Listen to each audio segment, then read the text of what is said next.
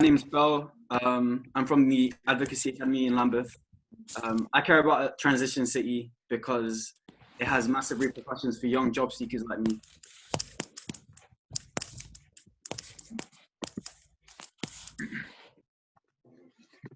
And I'm Rosie, and I from St Mary's Walthamstow, and I really care about the just transition because I'm really bothered and angered by the climate crisis, and that it's going to affect the poorest in society first, or worse, sorry, but that we've got a chance here to make policies that work for everyone and don't leave anyone behind. And that's why I care.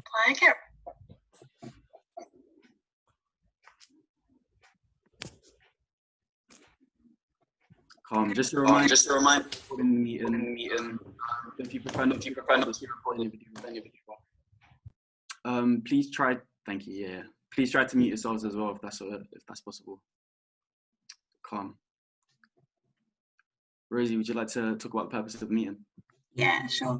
So the purpose of the meeting is to energise us all and connect us with one another, so that despite the climate change, sometimes climate crisis, sometimes feeling really overwhelming, that we're together able to be part of something that's bigger than just ourselves, and build a plan in order to make a just transition London. So we're going to demonstrate some of the materials that can be used for the listening campaign so that everyone feels confident in how to run a listening meeting, and share some lessons from some of the house meetings that have been run so far. And there'll also be some space for questions, so that you can ask anything that's on your mind. Perfect, thanks Rosie. We're going to start off with a short video which Dan is going to play, and it's going to outline the purpose of the listening campaign and share where it's going from here.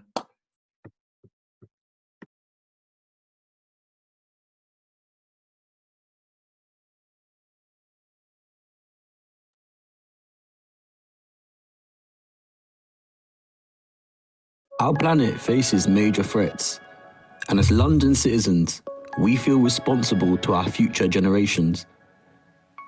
Today, we have the power to choose climate policies that will restore our city, create 100,000 new jobs, and protect our future health. We will achieve this by transforming London into the first just transition city in the UK, and by ensuring that the policies of a clean, green city tackles inequality and primarily benefits low-income communities.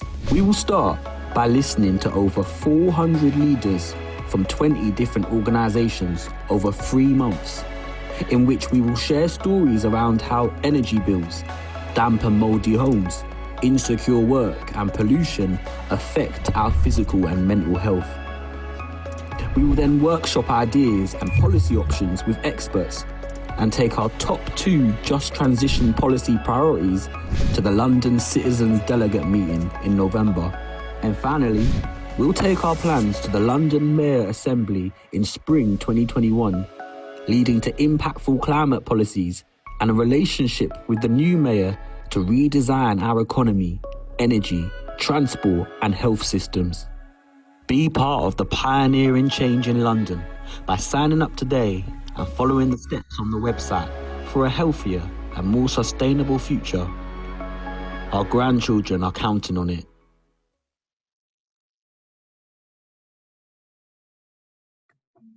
So we'd love to hear your thoughts on what a just transition means to you.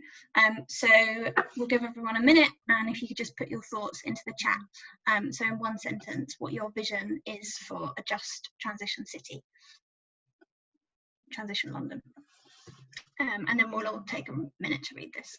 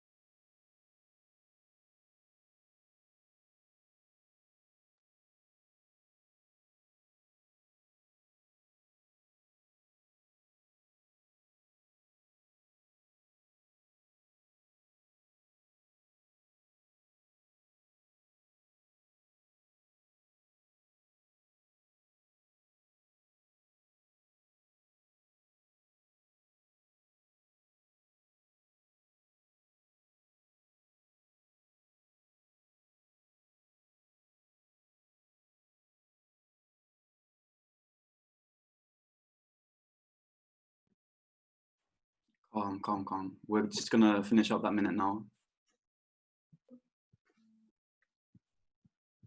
And if you can, we're gonna take another minute just to read through all the sentences that are in there.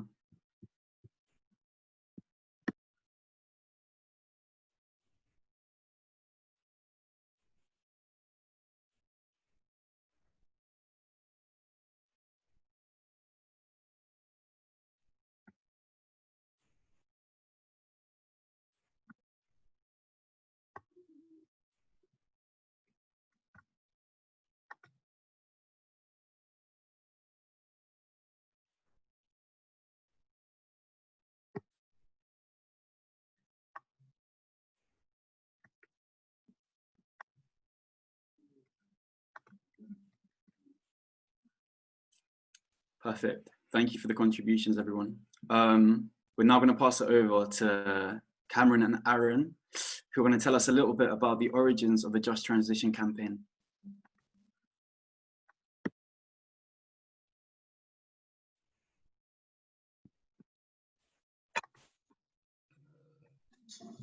Guys, sorry, one moment.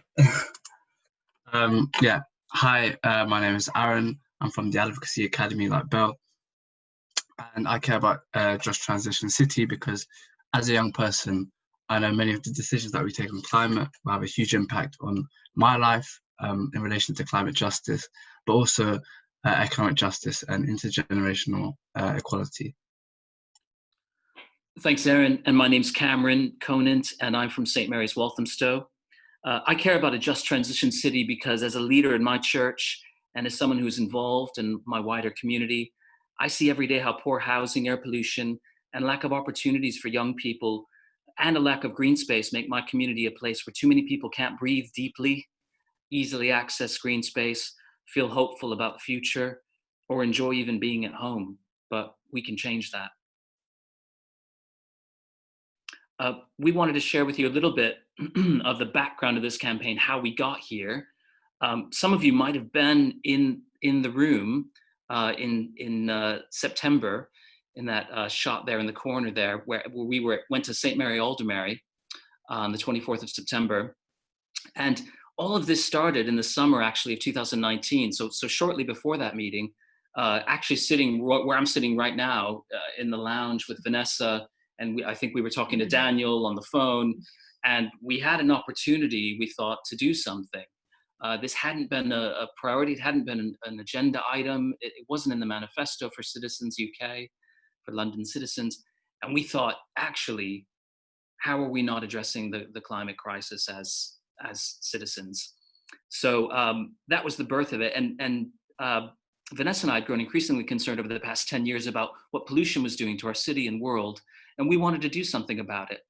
So Daniel, explained how we could use the practices of community organizing to get this issue on the London Citizens Manifesto, and then potentially put this before the candidates for Mayor of London at our 2020 Citizens UK Mayoral Assembly at the Copper Box in Olympic Park.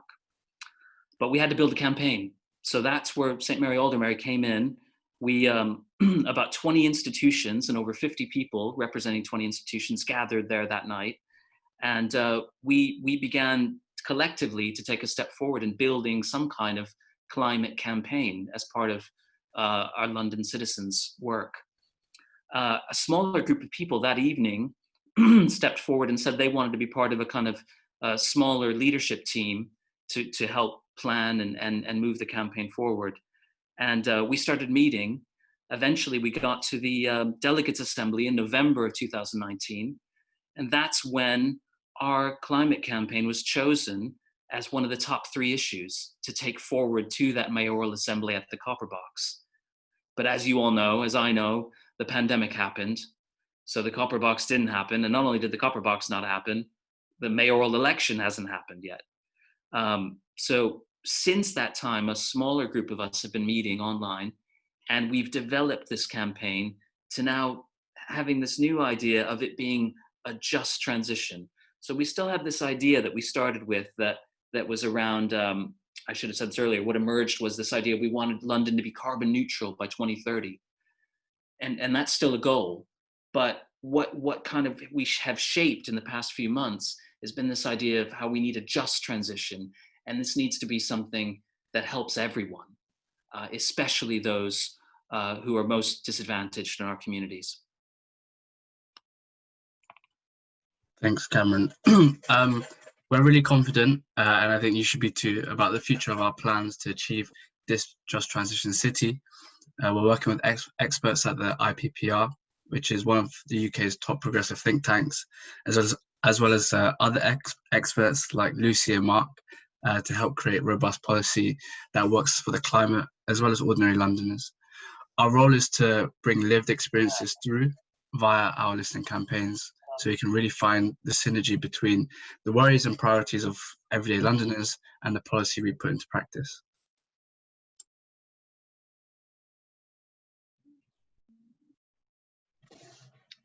Fab, thanks guys. Next, Minnie's gonna go through some rounds. Awesome. Hi guys, my name's Minnie. I'm from a project called PACT, which stands for Parents and Communities Together, and we support parents in Southwark, South London. For today's reflection, I'm taking inspiration from a deck of cards I have that says Women Who Dare. And on these deck of cards, kind of like the title suggests, it's got some amazing women from history. And on the front is their photo, and on the back is a kind of blurb of all the things that they've achieved. And you've got a lot of women. This is the second volume, and a lot of famous people. You've got Marie Curie and you've got Ella Baker, the civil rights activist. But the card that really stood out to me, thinking about what we're doing here today, was the president of the Philippines in the 1980s. And I have to admit, I didn't know much or anything about her until I read through these cards. But she was the wife of a politician, and after his assassination, she became the leader of opposition and then the leader of the country, and carried them through a process of to democracy, basically. And the reason why she really stuck out to me was from the description on the back of the card. I'm going to read it to you guys. It says, "The gripping story of the people power revolution in the Philippines and the Cory Aquino's leadership of it captured the world's imagination as Aquino, a housewife armed with only her integrity, faith, belief in the power of the ordinary people to bring about political change, prevailed in keeping chaos at bay during the most crucial transition in the nation's history." And for me, the reason why this really stuck out was, if we don't do something about the climate, we'll see chaos. But really, she provided stability. Her leadership was kind of determination and sticking at something. And I think with climate change, all too often it seems so daunting and impossible. But all we need to do, whether it's big acts or small acts, is stay committed and determined and provide that stability for the massive amounts of changes that we need. So inspired by that, today's reflection, we're going to break up into groups of 2. And for 8 minutes, you're going to meet that new person, and you're going to share your name and your organisation. And you're going to talk about who inspires you to dare and why, and share what gives you courage to dare. Yeah, Daniel summarised it there. You'll each then have 2 minutes after that to kind of reflect on what those answers brought to you, and then we'll come back together. Okay, everybody, I'm going to break you up now. You're only going to have 5 minutes, but that's fine. Oh, 5 minutes, yeah. We're just running a little bit behind. Okay, see you soon.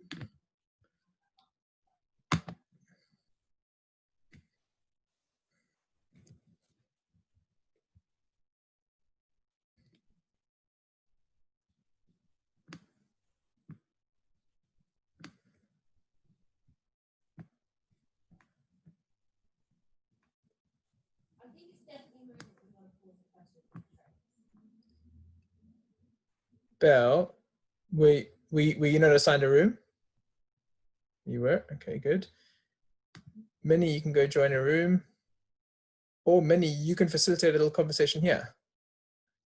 Robin and Peter, I'm going to unmute you two, and you two can go with one another. Yeah. That's fine. You don't need to join another group. You two can speak with one another. Are you happy with the question? Sorry, Peter and Robin, are you two happy with? Oh, he's gone. I don't know what your name is, Peter. Susan, really. What's your name, Susan? Susan. Susan. Then I'm going to rename you if that's okay. Yeah, that's fine. I didn't know how to do it myself. That's fine. I did it for you. Susan, which organization are you from? Sorry, I'm from North Ealing, St Barnabas Church. Oh, wonderful. And what made you decide that you wanted to join this issue? But the vicar asked me, and I'm always interested in climate change and Okay. particularly getting London into a good state. And why does that matter to you? Why air pollution in particular? Why does it worry you? Well, there are so many people in traffic congested places whose health is really being affected by the air pollution. Yeah. And it has been very noticeable, the clearance of the air during this coronavirus time. See it? We've got to work for having it like that. Could you feel it in your lungs too? Sorry. Could you feel it in your lungs as well? Yes, certainly. Not that I went out very much, but there was a feeling of freshness in the air that I hadn't noticed before. That's my prime thought, although there are lots of other things which I think should be done to help people who are in poorer circumstances. We are in North Ealing, to do with, insulation, and green spaces are important. But insulation of homes is automatic and should be free to those who need it. And Susan, who taught you about the planet? Oh, it was a long time ago. But I mean, where did you learn to love nature? I've always loved nature, and I'm taught a lot of societies and things who support nature. Just from as long as I can remember, I've worried about it. For me, it was my grandmother. When I was a 6-year-old, she used to take me into her, I'm a South African, she used to take me into her garden in Durban, and we used to watch the troop of monkeys that basically used to come across the bottom of her garden. It was actually a monkey superhighway, and she would tell me about the human development and how that was. Every year she sees fewer and fewer monkeys. And she was an uneducated, basically a Latvian peasant, but she grew up with nature her whole life, and it was the thing that she was very smart, but like very never got to university or any higher education. So yeah, and then once you start to notice nature, you never stop, right? Like then it becomes this source of fascination, and oh wow, and also like humility. That's what I think nature teaches me. Like I'm just a small cog, and the planet basically doesn't care. And it's too often we talk about the planet being us looking after the planet, but it's actually the other way around. Like it's more like the planet's going to eat us and spit us out, like the dinosaurs, but the Earth's still going to be here. Like it's that's so. Yeah, that's what I worry about. Yeah, I worry about it too. I worry about so many things to do with the environment. It's hard to know where to begin. How long have you been in? How long have you been a part of the church? Oh, here about 30 years since I came to live here. And why did you join this church? It was the nearest, and it suited my thought, my feelings. I'm pleased I did. It's been a great support, and there are a lot of people in the church who are like-minded on this subject. I mean, it's not just climate change, it's all sorts of things like plastics and, you know, and we're just not caring about what we do to nature. It's all what we want. Yeah. Let's make money this way, that way, the other way. And forget the consequences. Yeah. And just as it's just as the indigenous populations in South America, for instance, in particular, they're forgotten about as they develop, because for palm oil and all this sort of thing. So we do tend to forget. Yeah, absolutely. We forget where these things come from. Great, thank you, Susan. Nice to chat. Nice to meet you. All right, everybody. We're gonna wait. Everyone else should be back in a second.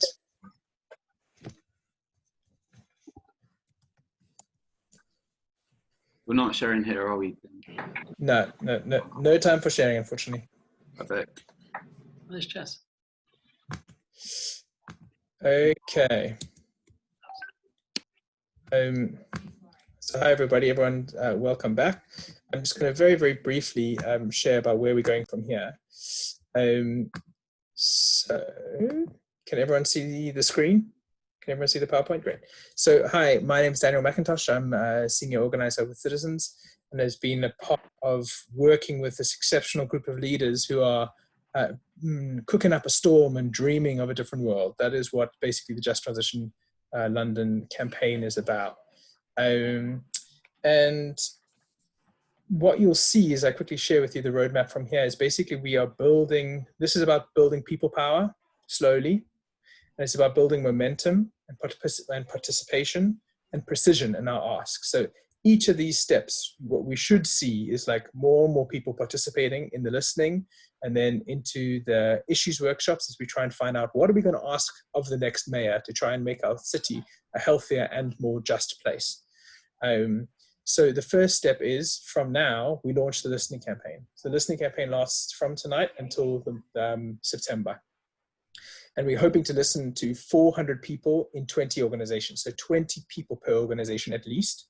That's what we hope that you're going to come and join us in over the summer.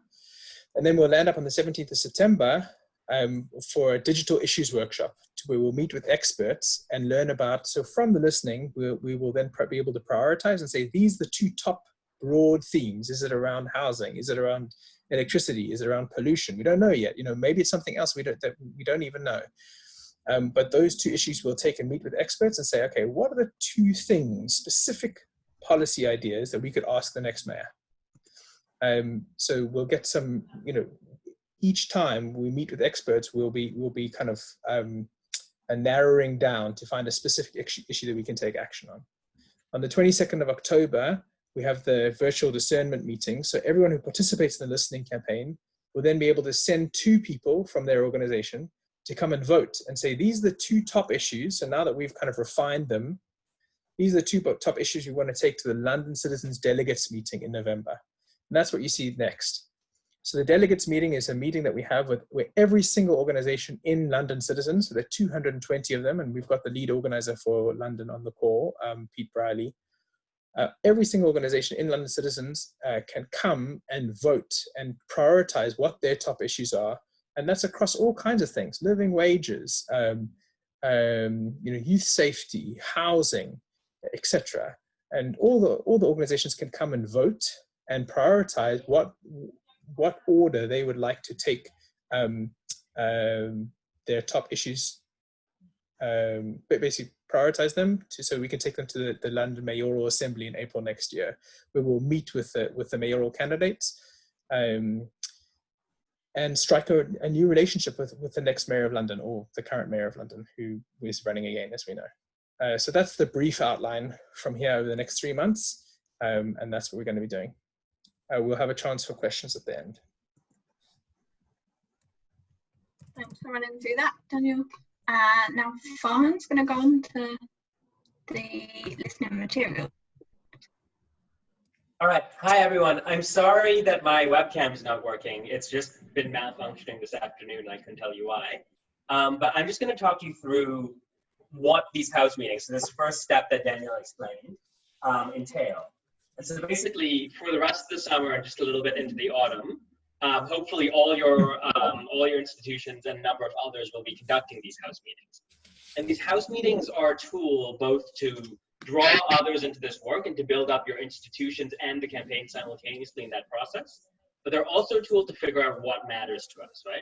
Because the way of approaching climate change through community organizing isn't and can't be this top-down thing where we tell people, hey, this is really urgent, you need to pay attention. I mean, people in some ways have been saying that for decades, but it's really about, you know, this idea of a just transition being about building around people's interests, experience, pains, hopes, fears. And so these house meetings are your tool for getting at that. So I'm just going to explain them quickly, but basically, hopefully you'll leave this meeting and at the end of this explanation feeling confident that you can run one of these. And to help you with that, we've developed this range of resources. So I'm only really going to go through these resources briefly, but they're reasonably detailed. So hopefully they really kind of walk you through this process.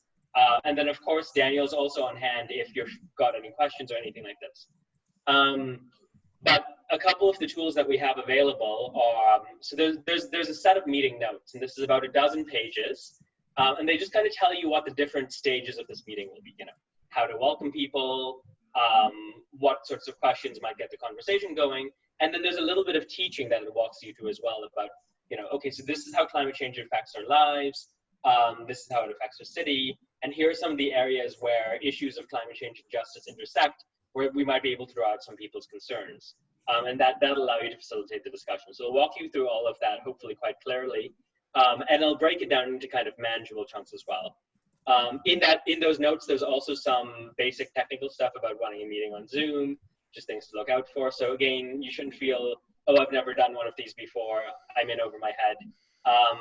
Those notes should walk you through all of it. And again, if there's something that you feel like isn't covered in there, you can always get in touch.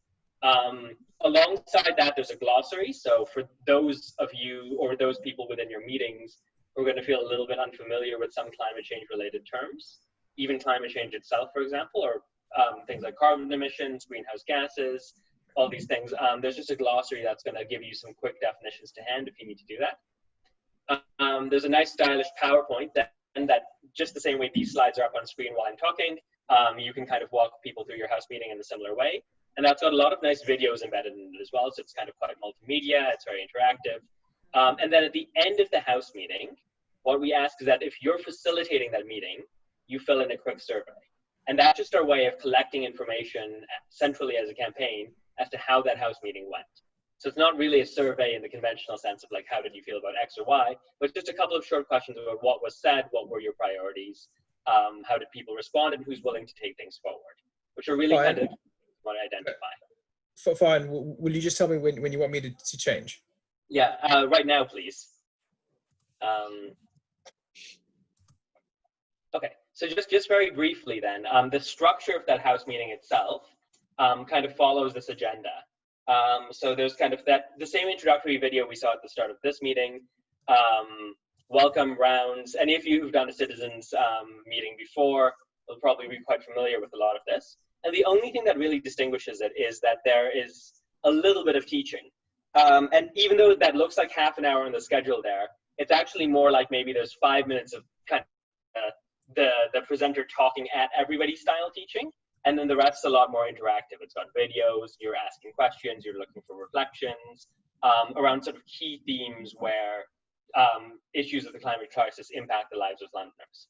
Then there's a bit of a break to shake off the cobwebs, and then everybody can kind of come back and really dig into those by sharing stories and sort of their own anger and their own feelings around these issues. And then hopefully that'll draw out what your priority issues are as a group and what you want to, some ideas as to what you want to do about them. You obviously don't need to pin that down right away. There'll be later stages of the process for refining that. But that will hopefully be the area you end up around towards the end of the meeting. And then at the end, again, you just fill out that form. Daniel, can you swap slides? So again, this is just an example from that learning and teaching section at the beginning or towards the beginning. These are just some of the resources you'll have. So this is just an example. We don't need to go through it now, but just kind of little simple definitions, stuff where you can work through with your group. We're kind of providing everything so that you shouldn't feel like shaky about explaining these things, even if you haven't done so before. But obviously also there'll be a chance for you to rehearse before. So again, then when you get into specific issue areas, we've kind of done these slightly more detailed info slides that break down, and this is where the IPPR sort of support comes in. And people like Mark have helped us figure out, you know, where the opportunity is, what the cost might be, and then also some example policies. And those example policies are really meant to just spark the imagination of the people in your house meeting. They're not meant to be prescriptive. You don't have to select between them. They're just meant to kind of get things flowing. So that there you could, not you should, basically. And then again, Daniel? And then this is a screenshot just of those notes that I mentioned. So this is basically the guide you'll have on hand as a facilitator while we're going through that presentation that you saw in the couple of slides previously. And so I don't know if you can see this, but basically the notes are broken down kind of slide by slide once it gets into the meeting.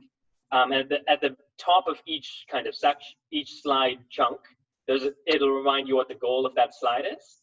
And at the bottom, it'll check back in saying, did you manage to do this? So again, it kind of really walks you through in a nice, neat way.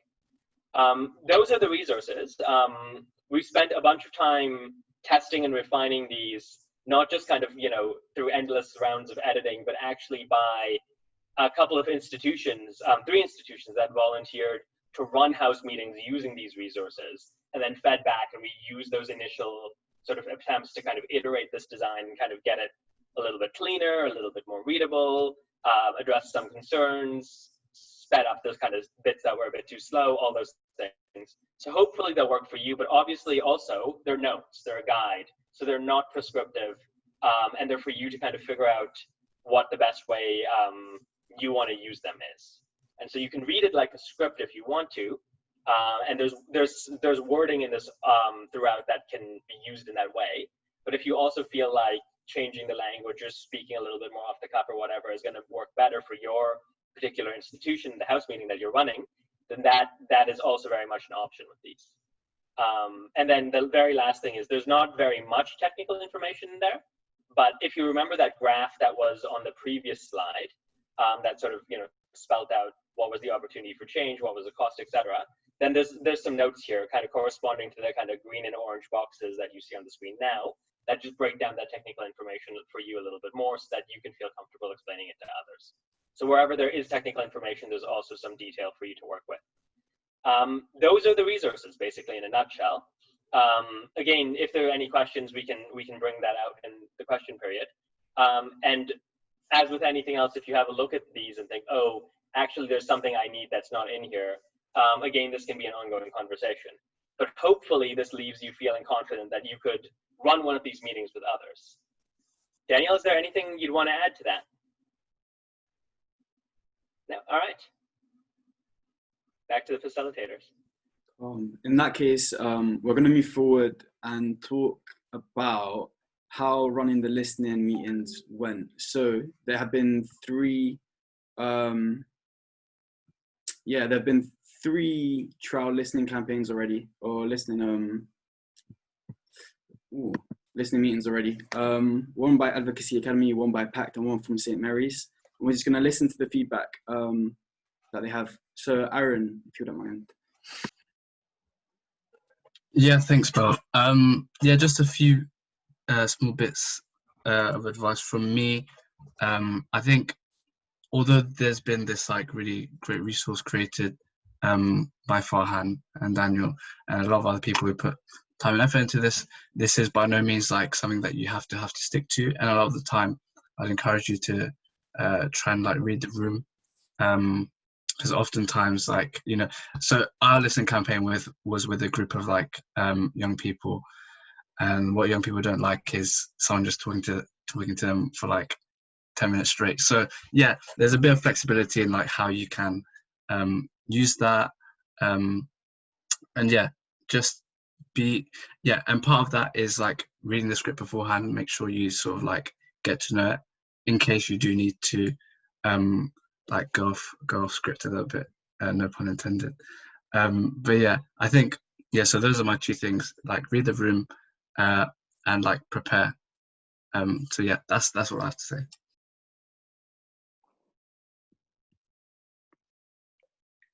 Is it my turn? So yeah, we did a listening of 10 mums at Pact. I have to agree with Aaron. I think it was a case of making it our own was the most important thing. And we have a big Spanish speaking members of our community. So I did try and simplify the language just to make it as accessible as possible. But I do think we needed to do more with that. So I think what's been said with Farhan is in this being the basis and kind of knowing who your community are and what works best is really important to kind of adapt it. And I think working with parents and with young kids, keeping it simple, the videos were visual, were great, and giving them the time and space to kind of chat as much as possible was really, really helpful. But yeah, it was good. Thanks, Minnie. What about you, Vanessa? Yeah, I'm Vanessa from St Mary's. Echo everything that Belle and Minnie have said. We had a really similar experience, and actually, Aaron, it was really interesting you saying young people don't want to be talked at for 10 minutes. We found the same from all ages. That actually the temptation sometimes is to use all the information that we have because we want to be clear and we want to explain, but actually the really key part for us of this listening is to hear the stories and make those visceral connections with the issue. So for us, I think we learned to really make space for stories next time, much more than we were able to do so. So I think for us, it's about making sure that there's room for connection and not giving so much time to information sharing that you leave out room for that emotional link. That was really important. The testimonies were really helpful to connect people to the emotional part of this aspect. I think because we're all quite anxious and we're all eager to get on, there's lots of energy here, we want to get onto solutions.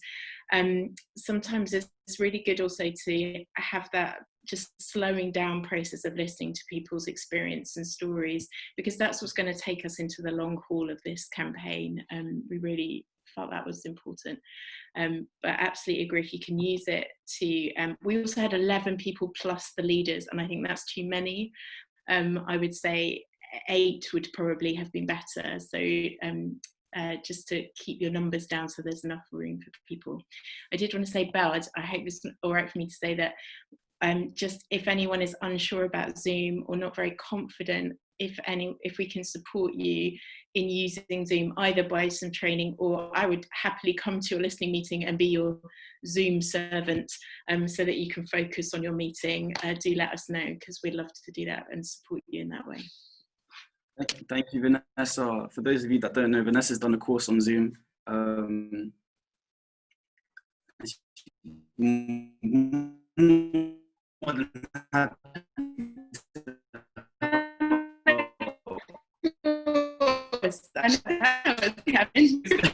A Zoom certificate.